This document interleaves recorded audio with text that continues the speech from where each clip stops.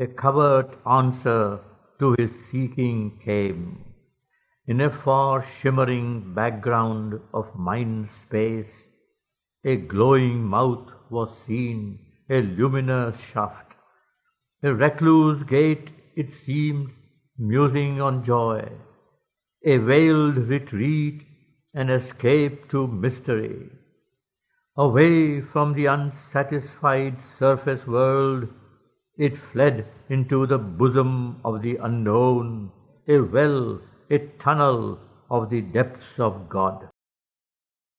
It plunged as if a mystic groove of hope through many layers of formless, voiceless self to reach the last profound of the world's heart, and from that heart there surged a wordless call, pleading with some still impenetrable mind, voicing some passionate, unseen desire. As if a beckoning finger of secrecy outstretched into a crystal mood of air, pointing at him from some near hidden depth, as if a message from the world's deep soul, an intimation of a lurking joy that flowed out from a cup of brooding bliss, there shimmered, stealing out into the mind, a mute and quivering ecstasy of light, a passion and delicacy of roseate fire. As one drawn to his lost spiritual home feels now the closeness of a waiting love, into a passage dim and tremulous that clasped him in from day and night's pursuit, he travelled, led by a mysterious sound. A murmur multitudinous and lone, all sounds it was in turn, yet still the same. A hidden call to unforeseen delight, in the summoning voice of one long known, well loved, but nameless to the unremembering mind. It led to rapture back the truant heart. The immortal cry ravished the captive ear, then lowering its imperious mystery, it sank to a whisper circling round the soul. It seemed the yearning of a lonely flute that roamed along the shores of memory and filled the eyes with tears of longing joy. A cricket's rash and fiery single note, it marked with shrill melody night's moonless hush, and beat upon a nerve of mystic sleep its high, insistent, magical reveille. A jingling silver laugh of anklet bells travelled the roads of a solitary heart. Its dance solaced an eternal loneliness. An old forgotten sweetness sobbing came. Or from a far harmonious distance heard the tinkling pace of a long caravan. It seemed at times, or a vast forest's hymn, the solemn reminder of a temple gong, a bee croon honey drunk in summer isles, ardent with ecstasy in a slumberous noon, or the far anthem of a pilgrim sea. An incense floated in the quivering air, a mystic happiness trembled in the breast, as if the invisible beloved had come, assuming the sudden loveliness of a face, and close glad hands could seize his fugitive feet, and the world change with the beauty of a smile. Into a wonderful bodiless realm he came, the home of a passion without name or voice, A depth he felt, answering to every height. A nook was found that could embrace all worlds, a point that was the conscious knot of space, an hour eternal in the heart of time. The silent soul of all the world was there. A being lived, a presence and a power, a single person who was himself and all, and cherished nature's sweet and dangerous throbs, transfigured into beats divine and pure. One who could love without return for love, meeting and turning to the best the worst. It healed the bitter cruelties of earth, transforming all experience to delight. Intervening in the sorrowful paths of birth, it rocked the cradle of the cosmic child and stilled all weeping with its hand of joy. It led things evil towards the secret good. It turned ragged falsehood into happy truth.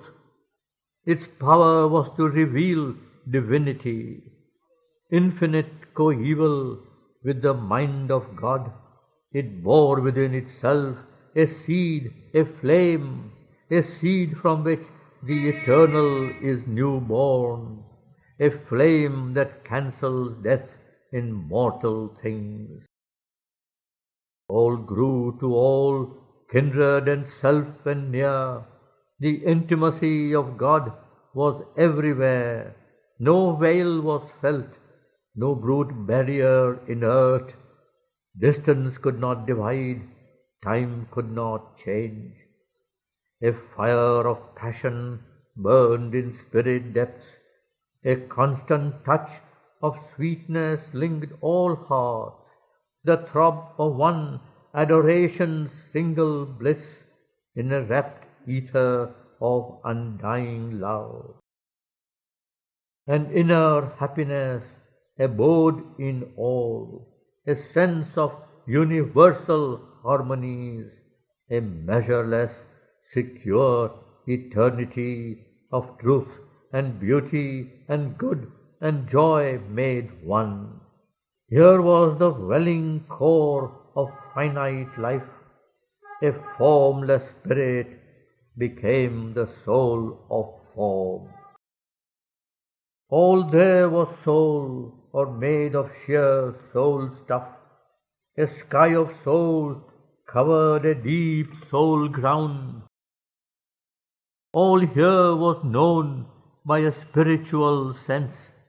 Thought was not there, but a knowledge near and one, seized on all things by a moved identity, a sympathy of self with other selves, the touch of consciousness on consciousness, and beings look on being with inmost gaze, and heart laid bare to heart without walls of speech, and the unanimity of seeing minds in myriad forms luminous with the one God.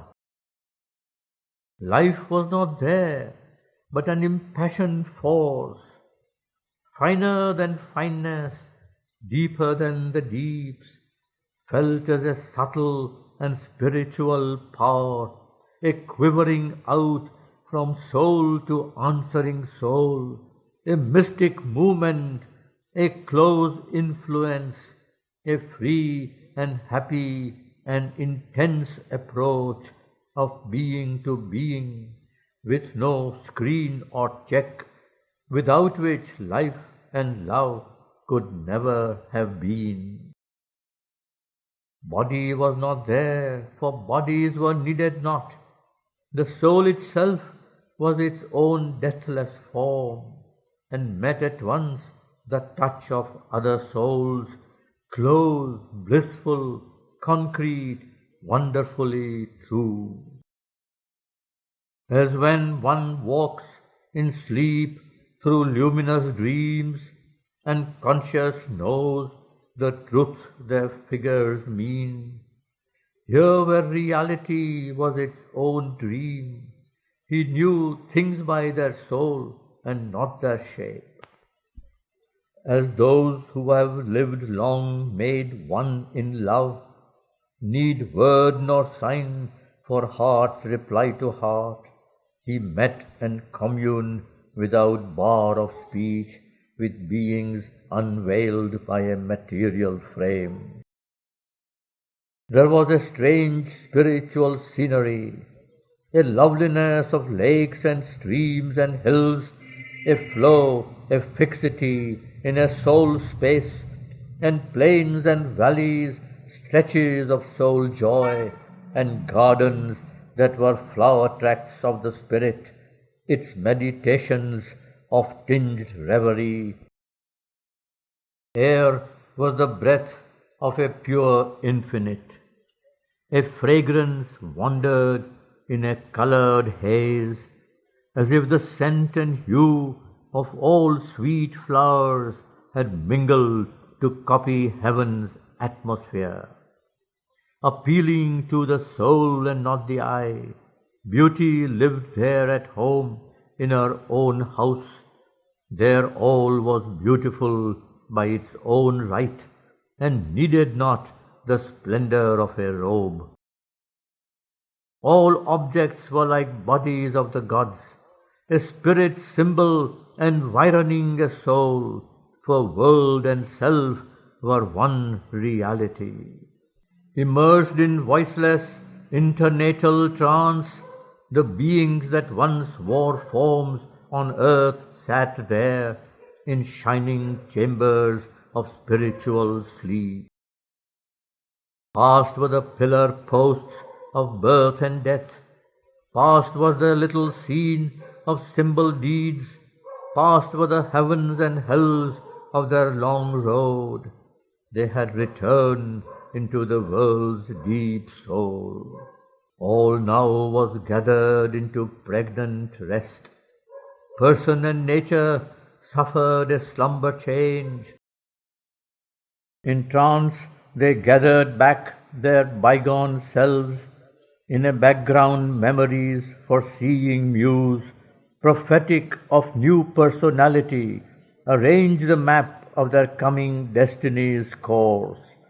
Heirs of their past, their future's discoverers, electors of their own self-chosen lot, they waited for the adventure of new life. A person persistent through the lapse of worlds, although the same forever in many shapes, by the outward mind unrecognizable, assuming names unknown in unknown climes, imprints through time upon the earth's worn page a growing figure of its secret self, and learns by experience what the spirit knew, till it can see its truth alive and God. Once more they must face the problem game of birth, the soul's experiment of joy and grief, and thought and impulse lighting the blind act, and venture on the roads of circumstance, through inner movements and external scenes, travelling to self across the forms of things. Into creation's center he had come. The spirit, wandering from state to state, finds here the silence of its starting point, in the formless force and the still fixity and brooding passion of the world of soul. All that is made and once again unmade, the calm, persistent vision of the One, inevitably remakes, it lives anew.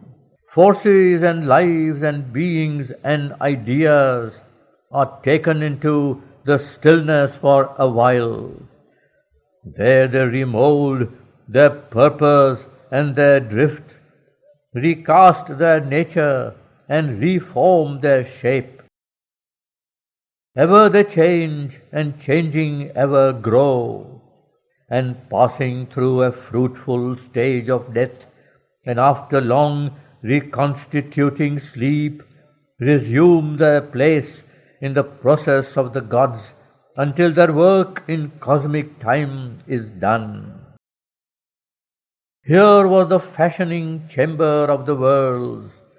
An interval was left twixt act and act, twixt birth and birth, twixt dream and waking dream, a pause that gave new strength to do and be.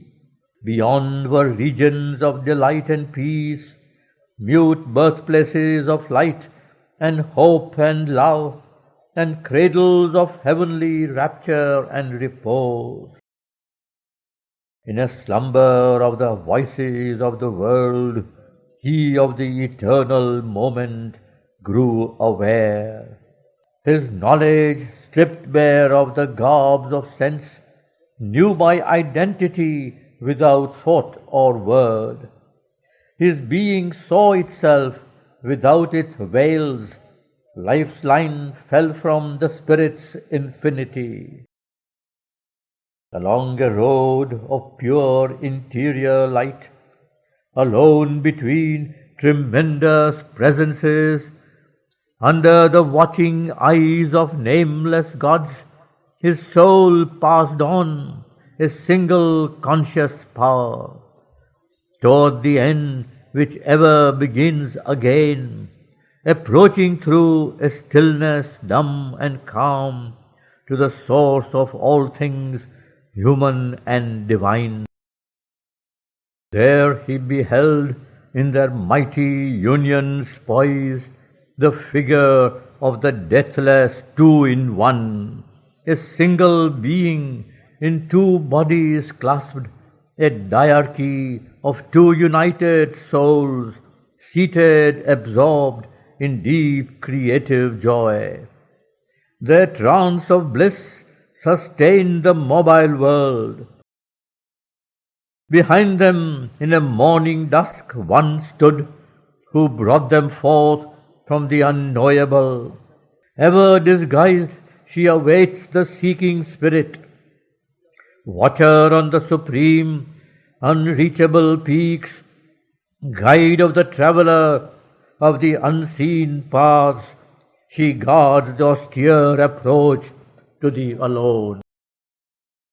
At the beginning of each far-spread plain, pervading with her power the cosmic suns, she reigns, inspirer of its multiple works, and thinker of the symbol of its scene. Above them all she stands, supporting all, the sole omnipotent goddess ever veiled, of whom the world is the inscrutable mask. The ages are the footfalls of her tread, their happenings the figure of her thoughts, and all creation is her endless act. His spirit was made a vessel of her force. Mute in the fathomless passion of his will, he outstretched to her his folded hands of prayer. Then in a sovereign answer to his heart, a gesture came as of worlds thrown away, and from her raiments lustrous mystery raised, one arm half parted the eternal veil. A light appeared, still and imperishable, attracted to the large and luminous depths of the ravishing enigma of her eyes. He saw the mystic outline of a face. Overwhelmed by her implacable light and bliss, an atom of her illimitable self, mastered by the honey and lightning of her power, tossed towards the shores of her ocean ecstasy, and drunk as with a gold spiritual wine, he cast from the rent stillness of his soul a cry of adoration and desire, and the surrender of his boundless mind, and the self-giving of his silent heart. He fell down at her feet, unconscious, prone.